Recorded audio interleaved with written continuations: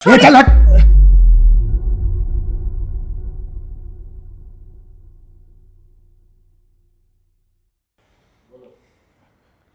पैसे वसूलने के और भी तरीके मुझे आते हैं। नमस्कार, मैं हूं रानी चैटर्जी और आप लोगों का स्वागत करती हूं क्राइम चक्र के नए एपिसोड में नई कहानी के साथ। जब जीवन देने वाला ऊपर वाला है तो किसी को मारने का हक हमें किसने दिया? समाज में बढ़ रही हत्याओं की वारदातों में से आज हम आपके सामने लेकर आ रहे हैं सच्ची घटना पर आधारित एक और जुर्म की कहानी। जिस तरह समाज में हत्याओं की वारदातें बढ़ती जा रही हैं, क्या हम और आप कह सकते हैं कि हम इंसान हैं? क्या हम एक सभ्य समाज में हैं या जंगल राज में?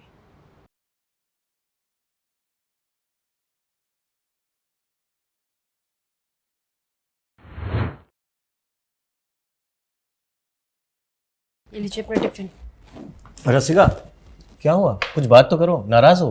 मुझे ना आपसे कोई बात ही नहीं करनी। आपके पास मेरे लिए टाइम ही कहाँ है? बस जब देखो काम काम काम। क्या करूं? इतनी मेहनत भी तो तुम्हारे लिए कर रहा हूं ताकि तुम्हें जिंदगी की सारी खुशियां दे सकूं। आप रेंटेड टैक्सी चलाते हो, दिन रात काम पर रहते हो, आपके पास मेरे लिए टाइम कहाँ है? और ये भी कोई काम हुआ भला? हम इतने बड़े घर में रहते हैं और आप टैक्सी चलाते हो। पता है सोसाइटी में लोग कैसी कैसी बातें करते हैं, मुझे बिल्कुल अच्छा नहीं लगता। तुम तो जानती हो ना कि कितना कर्जा है मुझ पर, और पापा का बिजनेस डूब गया, पापा ऑफ हो गए, और अब ये घर भी हमारे हाथ से जाने वाला है। बस एक बार वो कर्जा चुक जाएगा तो फिर मैं दूसरा काम कर लूंगा। हाँ, चलो हंसो हंसो, गुस्सा थूक दो, चलो।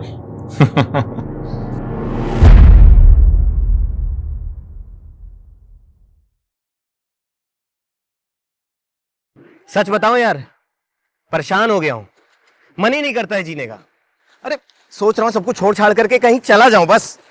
दिन रात मेहनत करो फिर भी ये जिंदगी की भाग दौड़ खत्म ही नहीं होती है। परिवार को भी टाइम नहीं दे पा रहा हूं। ये टैक्सी चलाने का काम भाई साहब, जाओगे कहां?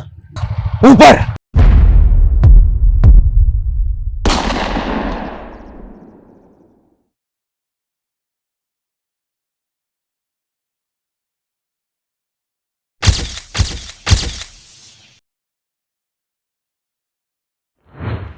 दिन दहाड़े एक टैक्सी ड्राइवर दीपक की गोली मारकर हत्या कर दी गई और बाइक सवार अज्ञात हत्यारे फरार हो गए।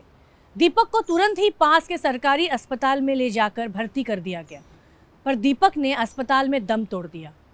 आखिर क्या वजह हो सकती है इस हत्या की? देखिए, आप शांत रहिएगा।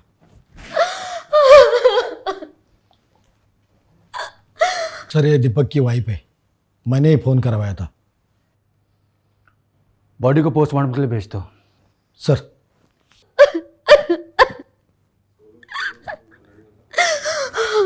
देखिए, संभालिए खुद को, हमें आपसे पूछताछ करनी होगी, आपको थाने आना होगा।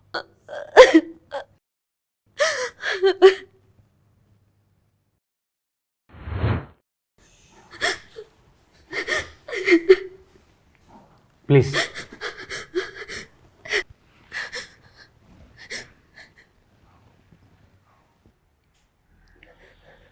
देखिए रसिका जी, हम समझ सकते हैं कि आप किस तकलीफ से गुजर रही हैं, लेकिन प्लीज़ हमें थोड़ा कोऑपरेट कीजिए ताकि हम आपके पति के कातिल तो ढूंढ सकें। सर, दीपक तो बहुत साधारण आदमी थे, उन्होंने तो किसी का कुछ भी नहीं बिगाड़ा, तो उन्हें किसने इतनी बेरहमी से मार दिया? सर, दीपक जी की किसी से दुश्मनी या झगड़ा?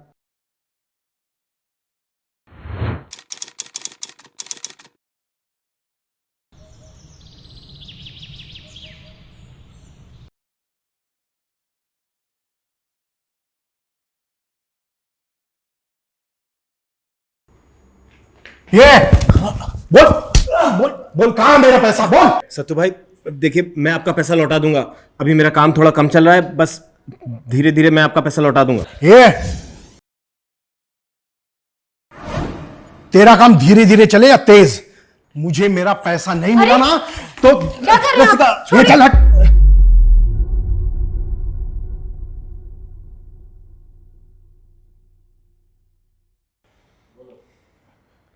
पैसे वसूलने के और भी तरीके मुझे आते हैं। सत्तू भाई मैं आपका पैसा लौटा दूंगा। चल हट, मुझे मेरा पैसा चाहिए जल्दी।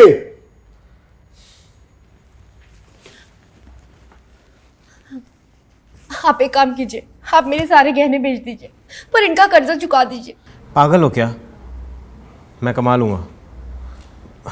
और तुम मेरी बात ध्यान से सुनो, अगर बाय चांस मुझे कुछ हो जाए ना तो इंश्योरेंस के पैसों से ये कर्जा चुका करके एक अच्छी ज़िंदगी जी लेना प्लीज़। कैसी बातें कर रहे हो आप? तुम जानती नहीं हो, सत्तू भाई बहुत डेंजरस आदमी है। ये सत्तू के बारे में पता लगाओ और लेकर आओ उसे। सर। रिस्का जी आप जा सकती हैं, अगर कोई ज़रूरत पड़ी तो आपसे कांटेक्ट करेंगे। आप चिंता मत कीजिए, हम आपके पति के कातिल को ढूंढ ही लेंगे।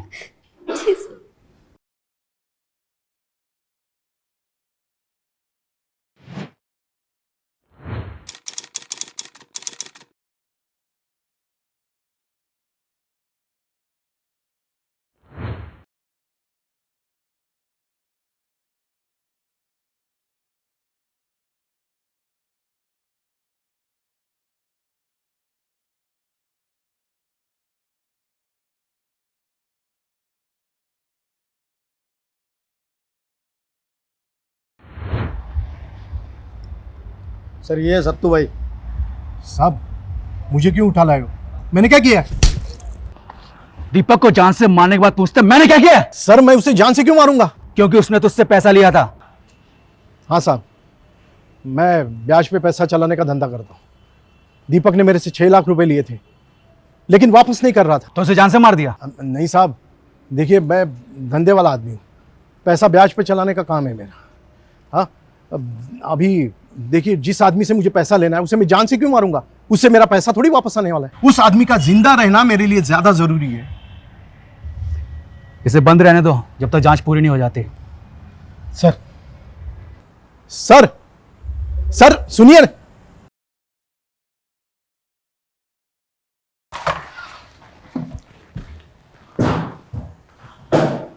मुझे नहीं लगता कि सत्तू ने दीपक को मारा है।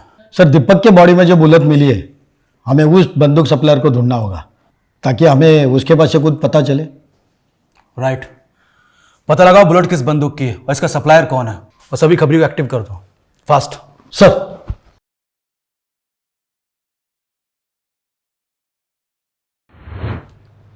पुलिस ने सत्तू भाई से पूछताछ की और पुलिस को यकीन हो गया कि सत्तू ने दीपक को नहीं मारा। पर क्या सच में दीपक के खून के पीछे सत्तू का हाथ नहीं था? एक तरह से सोचा जाए तो शायद सत्तू की बात पे यकीन किया जा सकता है। दीपक की हत्या का मामला उलझा जा रहा था। क्या दीपक के साथ साथ रसिका की जान को भी खतरा है? कोई तो है जो रसिका को बार बार छुप छुप के देख रहा था। पुलिस ने अपनी जांच जारी रखी और तभी पुलिस के हाथों एक हथियार सप्लायर पकड़ा जाता है। देखिए।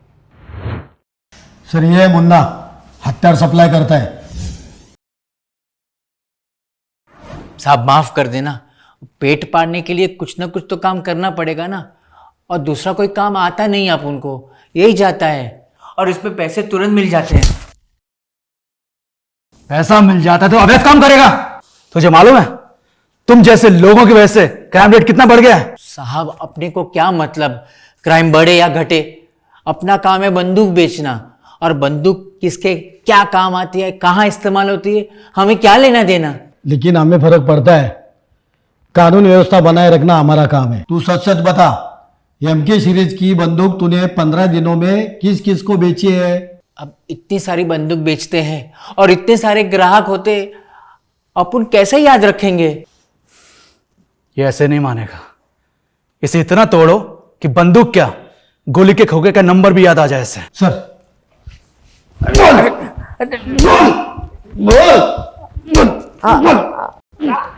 मुन्ना से पूछताछ जारी थी और मुन्ना इतनी आसानी से कुछ बोलने वाला नहीं था।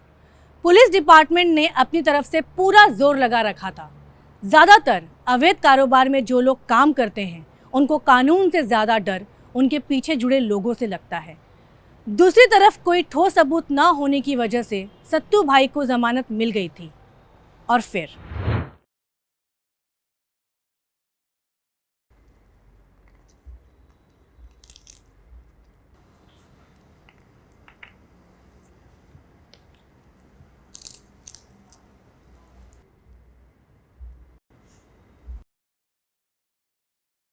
कौन?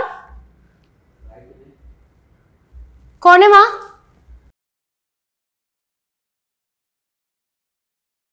कौन है वहां?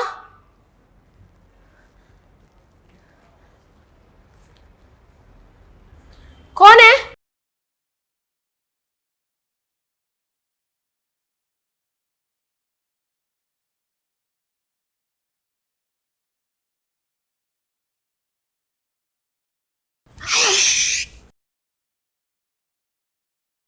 ज्यादा आवाज करने की कोशिश मत करना, वरना जहां तेरा पति गया है ना, वहीं भेज दूंगा तुझे, समझी?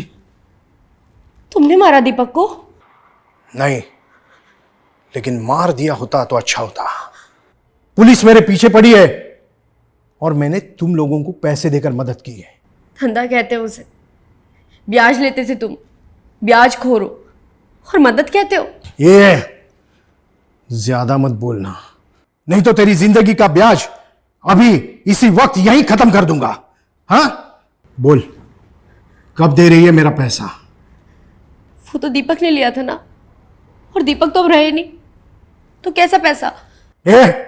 ज्यादा शानपत्ती मत कर। मुझे अगर मेरा पैसा नहीं मिला ना, तो याद रखना।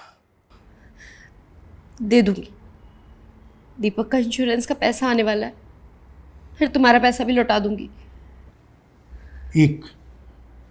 एक महीने का टाइम देता हूं।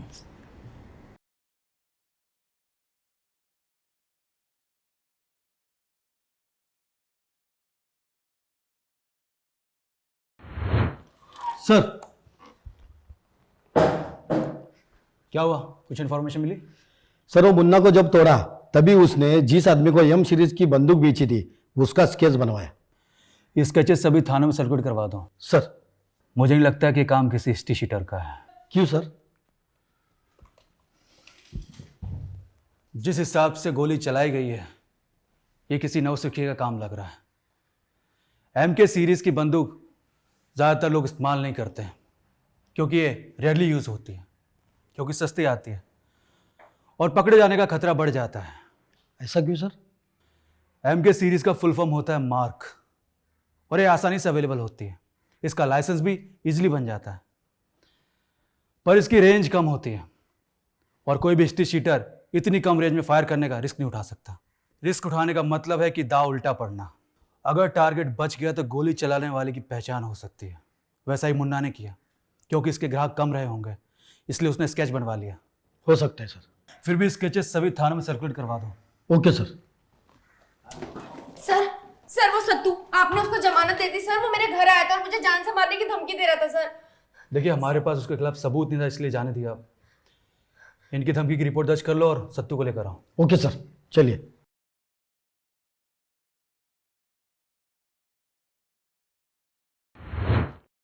एक तरफ दीपक के कातिल की तलाश पुलिस के लिए एक बड़ा मसला बनी हुई थी, और दूसरी तरफ सत्तू का यूं खुलेआम रसिका को धमकाना।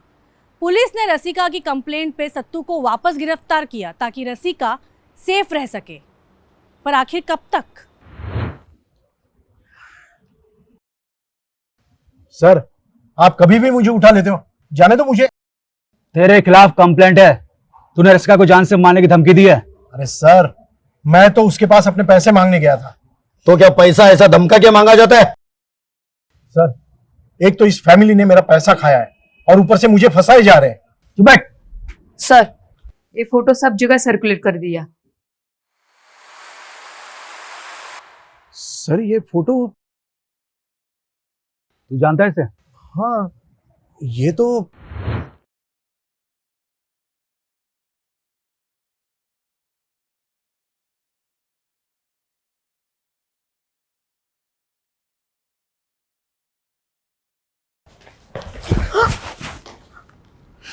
ऋषि, तुमने तो मुझे डरा ही दिया था।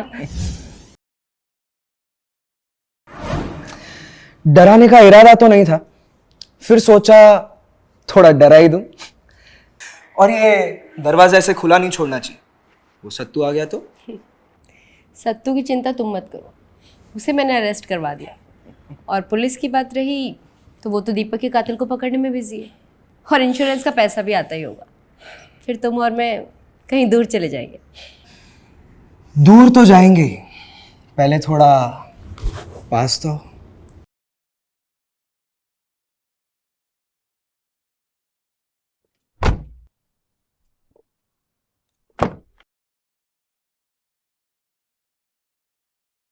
वाह,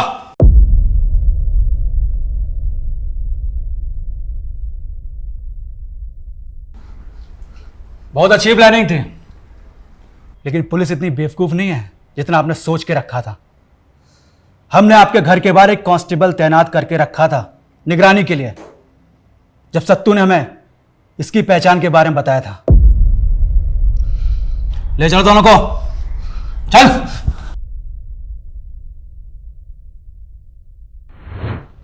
सत्तू ने पुलिस के पास वो कैश देख के उसकी पहचान पुलिस को बता दी थी। सत्तू उस आदमी को बहुत अच्छे से तो नहीं जानता था, पर सत्तू ने एक दो बार रसिका को छुप छुप के ऋषि से मिलते देखा था। पुलिस को जैसे ही उस शख्स की पहचान हुई, पुलिस तुरंत हरकत में आ गई और ऋषि को पकड़ने के लिए रसिका के घर के बाहर एक कांस्टेबल को सिविल यूनिफॉर्म में तैनात करवा दिया। और कुछ दिनों में ही ऋषि रसिका से मिलने आया और पकड़ा गया। पर आखिर रसिका ने दीपक को क्यों मरवाया? क्या वजह हो सकती है? बोल, दीपक को क्यों मारा? सर, मैं तो दीपक से शादी नहीं करना चाहती थी। मैं तो ऋषि से प्यार करती थी, पर घर वालों ने जबरदस्ती मेरी शादी दीपक से करवा दी। हाँ सर, हम दोनों कॉलेज टाइम से ही एक दूसरे से प्यार करते थे। तो दीपक को डाइवोर्स दे देती, इससे शादी कर लेती, मारने की क्या जरूरत थी? सर, एक अच्छी लाइफ के लिए हमें पैसों की ज़रूरत थी, और जब मुझे पता चला कि दीपक के पास बहुत बड़ी लाइफ इंश्योरेंस पॉलिसी है। अगर बाय चांस मुझे कुछ हो जाए ना, तो इंश्योरेंस के पैसों से ये कर्जा चुका करके एक अच्छी ज़िंदगी जी लेना प्लीज़। तो मैंने उसे रास्ते से हटाने का प्लान बनाया, ताकि उस पैसे से हम दोनों एक अच्छी ज़िंदगी जी सके। सर, ये पूरा प्लान रसिका का ही था। और एग्जीक्यूट तूने किया। अब तुम दोनों मिलके जेल के अंदर अच्छी जिंदगी बिताना, वो भी अलग अलग। आजकल लोग जानवर से भी ज्यादा बदतर हुए जा रहे हैं। आखिर कैसे समाज में हम जी रहे हैं, जहां पैसों के लिए बीवी ही अपने पति को मारने का प्लान बनाती है और अपने आशिक के साथ मिलके खुद को ही विधवा बना देती है। ये कहानियां हम आपके सामने इसलिए ला रहे हैं ताकि आप ऐसी गलती ना करें। हमें एक अच्छे समाज की ज़रूरत है जहां हमारी आने वाली पीढ़ी चैन से जी सके। मैं रानी चैटर्जी आप लोगों से विदा लेती हूँ। फिर मिलेंगे क्राइम चक्र के नए एपिसोड में एक नई कहानी के साथ। तब तक सावधान रहिए, सतर्क रहिए और देखते रहिए क्राइम चक्र। जय हिंद।